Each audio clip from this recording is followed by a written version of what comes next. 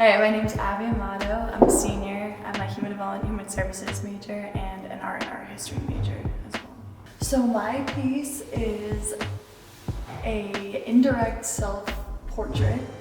It represents the inner and outer parts of me, so my deeper thoughts and my surface level information that you just get from knowing me. It is a mixed medium piece, so it consists of Sharpie, graphite, charcoal, colored pencil. I have a little bit of watercolor in there. I have acrylic, a little bit of everything, honestly. The color images that I have up here on the white half are all the surface level. What you see is what you get kind of thing, like right when you first get to know me. And then as you move to the black side, it is more like my deeper inner thoughts, like all the personal information that you don't normally see when you look at me. All throughout the piece, there are these tiny little yellow explosions, and those represent softball and how important it is to me because I'm a student athlete here. So they kind of go towards both sides because it's both a happy and a sad, bittersweet type of thing for me, considering with COVID and it being my senior year, it's the last time I'll probably ever play. So COVID definitely affected the way I worked and how I got this piece done. Normally a lot of my energy goes towards being a student athlete, but because of COVID, our season was canceled, so it gave me a lot more free time that I normally don't have, that allowed me to work on this piece. I don't think it will ever be finished. I mean, it's definitely one of those things that can always be added to. Every single time I create a piece, it can be added to this.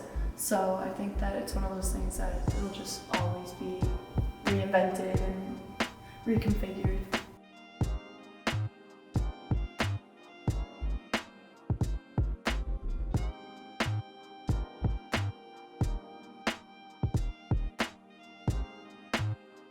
So my name is Felicia Fishel. I'm a senior right now, and my major is graphic design. It is my grandmother, and then behind me is my mother, and then me, and then my nephew and godson Milo.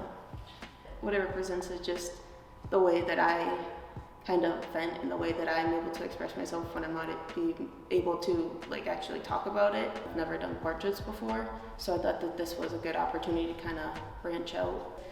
I mean, babies, their face is so smooth, there's no wrinkles, so it's you really gotta work on the shading and just getting it just right and just getting the shape down, and it's more relying on that. I think my grandmother was the easiest one I had. I'm assuming it's just because obviously there's a lot of wrinkles, there's a lot of points you can work off to and proportion wise, but the hardest one I did was definitely mine. I think I restarted it 3 times. On the back of it's one that I started and didn't like. So that one was definitely the hardest. I was sitting down in front of it and about 10 minutes in, I just noticed that I started crying and I didn't know why. And I was like, I don't know what's wrong with me. Why am I crying at this picture? I don't know. I think just everything from the past year just kind of hit me when I looked at them because it just kind of represented me and how I felt. So I think it was just kind of a culmination of just everything from the past year just came out of me. So when we first started doing the presentations for our projects, I kind of thought of this idea of drawing someone that was yelling or screaming, but I was concerned with it feeling too superficial. So when I was talking to Jonathan 101, he said that I should create something that screams louder than I could ever scream. I don't particularly like talking about how it is, how I do it, and things like that. So instead of trying to tell how I feel, I can just show it, and that's kind of how I'm going to continue. I think I'm going to stick pretty close to that quote.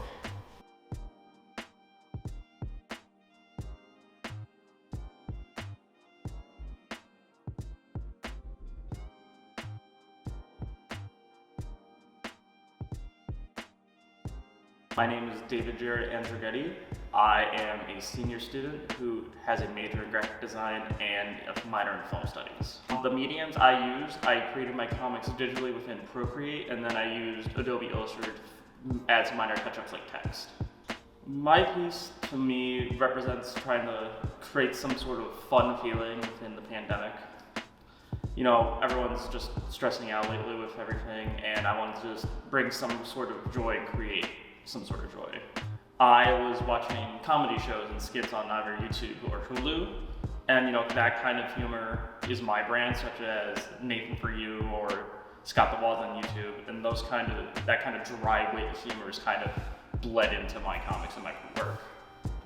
So my process for making the comics, every week I decided to grab a set of 3 words each week from either randomly generated or from people I knew.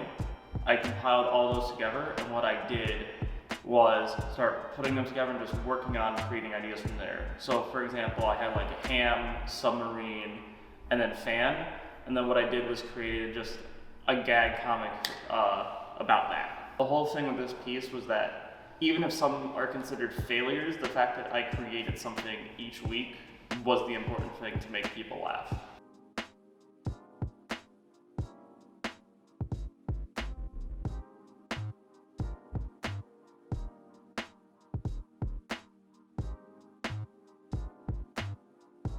I am David Driscoll. I'm a junior. My major is graphic design and my minor is art. I've always been into abstraction and how unique it is, so I kind of just played with that throughout each individual piece I made. Over here, I kind of try to do the logical side of the brain as well as the artistic side of the brain. The middle one was an attempt to do a portrait of Travis Scott, who's one of my favorite artists. That's why the roller coaster is behind his head. It's kind of inspired by his Astroworld album. And then the third one is just the most abstract piece I have out of all of them. It's just a lot of demons and like death and destruction, and it has a lot of darkness to it. The pandemic definitely helped me think about how I want to create this piece and how I wanted it to be represented and created.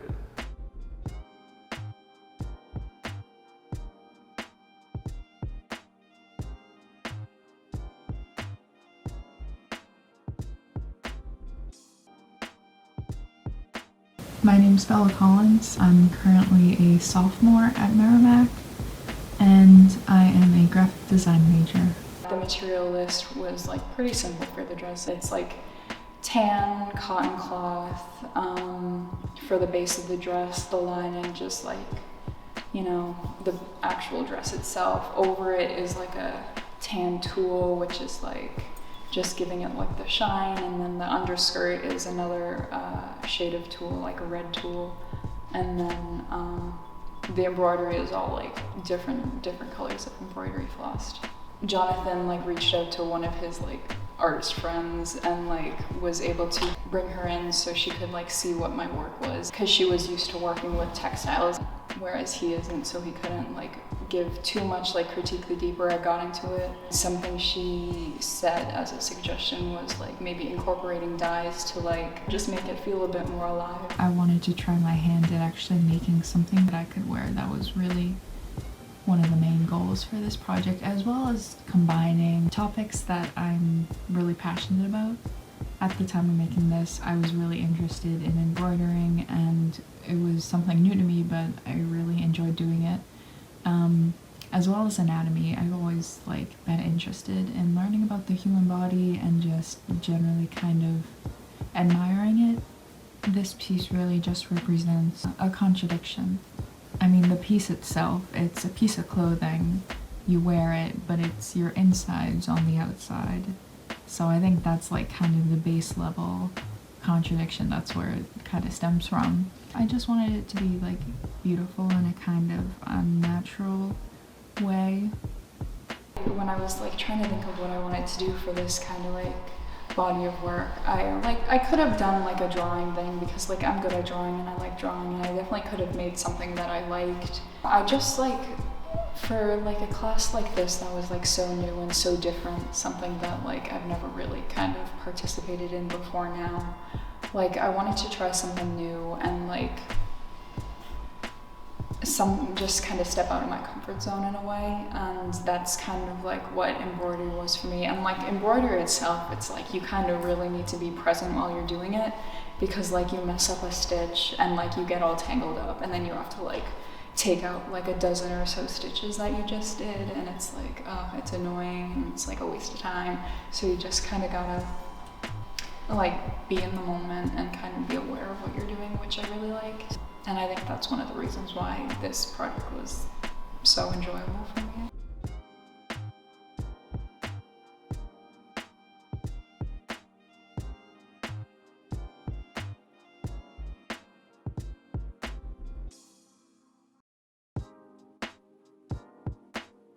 My name's Lauren. I am a junior here at Merrimack. I'm a graphic design, art and art history double major, and a studio arts, European history, Spanish triple minor right now.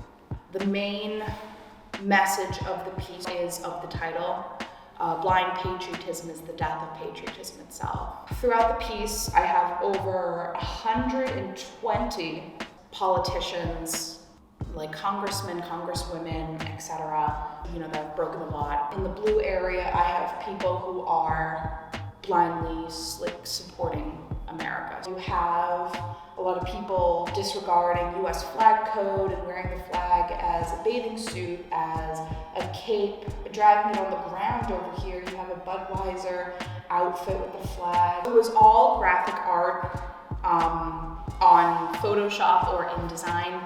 So over here, it was definitely Photoshop. This document was huge. It was 106 inches by 77 inches. The art to make itself was monochrome and then added with the true, it's called Old Glory Blue and Old Glory Red. And so I took all of these photos of the politicians, brought them onto Photoshop, monochromed them, made them into Old Glory Red, and made them on a big PDF. All of them are about the size of a piece of paper. Along with them are bibliographies of who the people are. The piece is on the ground for a reason. Symbolism behind it is that it's, an American flag.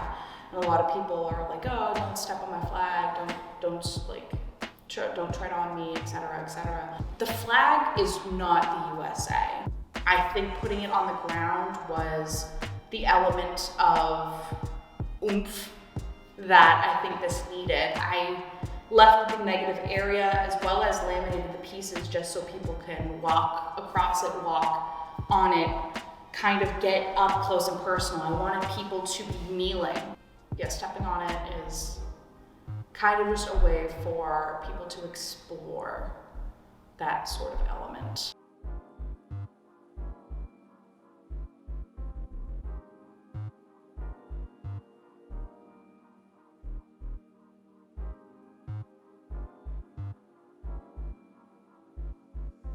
Obviously, this course was not supposed to be what it was. So it definitely was a little bit of a challenge because I wasn't really prepared to come up with like an entire semester-long project right on the spot. It definitely took a lot of inner thinking and really, really digging deep and trying to figure out what I wanted to do.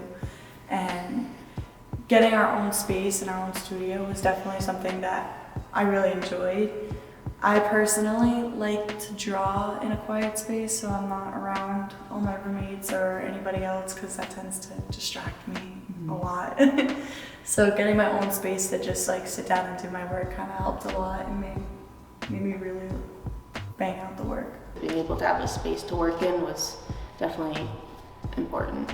It definitely made me connect with it more and kind of understand it more than I would have if I was just either bringing it home, setting up in different places. I think this class did help me dip my toes and stuff I wanted to do in the future, like kind of the process of chipping away at something each week, whether it's just one giant piece of work. It's kind of how I'm handling my senior project. Yeah, I think this class was overall a fun time. I definitely think before taking independent studio, I didn't really know what my art was. But after, I definitely know what I'm capable of doing and what my style is. This class really speaks to just the beauty of art and how important it is to be creative, especially in a time where you have to do something to escape from reality, because reality kind of sucks right now. I've never taken a class like this ever. It was a real kind of like shell shock, sort of, especially because the class was like an 8 a.m. on Monday for like 3 hours. It was a real fun way to start off the week. But yeah, it took me a while to like get used to like the workflow and like what was kind of required of me for the class. But I'm like very thankful that I was like able to like take it. Like I'm very glad that Jonathan thought I was kind of like fit for the class and gave me this kind of time and space and like actual physical place to like make something that I wanted to. This class was a great way for me to express and kind of explore where I want to go artistically. Why make art if not for the insanity of it? It was a way to go beyond, go step out of my box, to go beyond, push my boundaries and be able to make something that I'm insanely proud of.